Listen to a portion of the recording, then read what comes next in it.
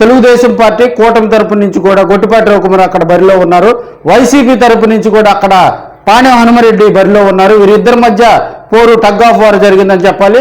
ఆది నుంచి కూడా ఇక్కడ గొట్టిపాటి రవికుమార్కి గెలుపు అవకాశాలు ఎక్కువగా ఉన్నాయని కూడా చెప్పుకుంటూ ఉంటారు. ఎందుకంటే ఆయన 3 సార్లు అద్దెంకిలో గెలిచినటువంటి సందర్భాలు మనం చూస్తే తెలుగుదేశం, వైసీపీ, కాంగ్రెస్ తరపున ఈ 3 పార్టీల తరపున కూడా ఆయన విజయదుందుబి మోగించడం జరిగింది. 2024 సార్వత్రిక ఎన్నికల్లో మాత్రం పోల్ మేనేజ్మెంట్ విషయంలో అక్కడ ప్రజలను సమీకరించడంలో కార్యకర్తలకు అండగా ఉండే విషయంలో కానీ అద్దంకిలో గొట్టిపాటి విజయం తథ్యమని కూడా ప్రజలందరూ కూడా ఆయనకే మద్దతు పలికారు, ఆయనకే పట్టం కట్టారు.